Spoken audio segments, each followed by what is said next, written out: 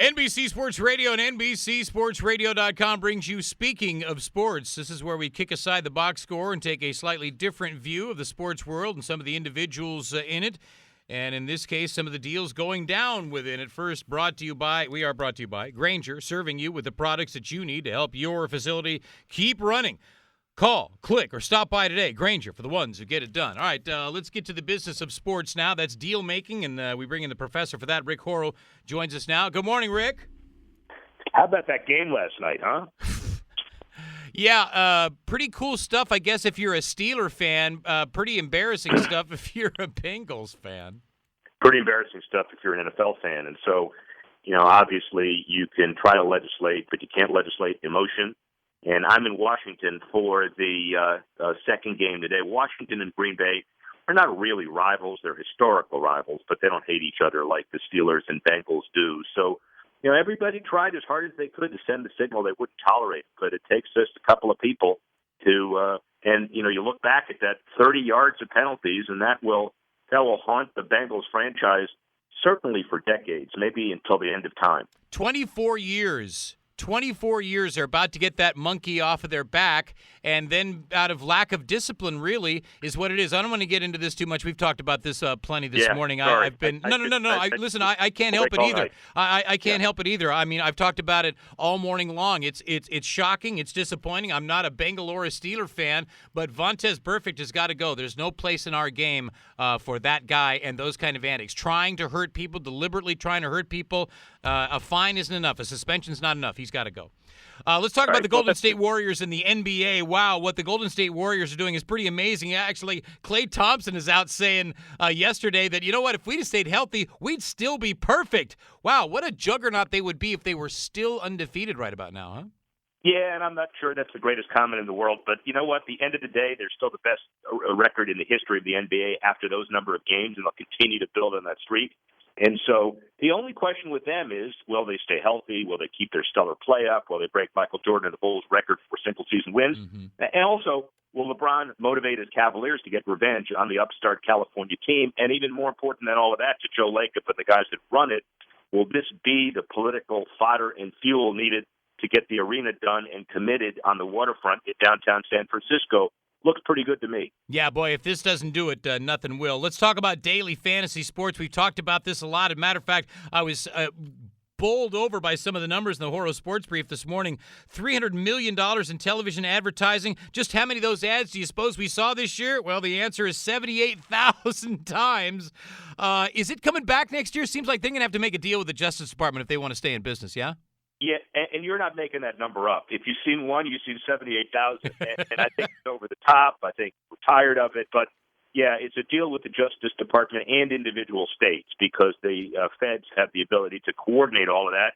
You have Illinois and you have New York basically saying, don't take bets, it's illegal. We knew what we said originally about skill, but now it's luck because the circumstances have changed since '06 when the thing was written. And so the bottom line is it's a great deal of revenue and excitement. There are a lot of other companies that are trying to deal with the space between daily and regular. We'll talk about that in a few weeks. But the bottom line is they've got to make a deal, and they've got to make it quickly because there's too much money to pass up. You could say it's all about money, and this is a pretty good case of that. Harvard-educated attorney as well as an author, Rick Horrow joins us to talk the business of sports every week here on NBC Sports Radio. Let's get the crystal ball out here a little bit. You ready to do some predicting? The Olympics is going to be a huge deal for 2016, but what will be the big deal of 2016? The big deal in Los Angeles for 2016 may be that they get selected for 2024 next year, but the bigger deal immediately is the Rams, Chargers, and Raiders. The paperwork has been filed. The Relocation Opportunity Committee has met. Beginning of the week in Houston, that's when the fireworks really start. All the owners meet about who goes to L.A. and where. And it's not just, let them go. It's you put two teams in one stadium that are in the same division. What do you do with Stan Kroenke Stadium in Inglewood that he's trying to build? Do the Rams go there, and does one of the other two teams maybe go to St. Louis? How do you deal with the territories regarding the revenues? Because each of the television networks has a stake in the changing of numbers.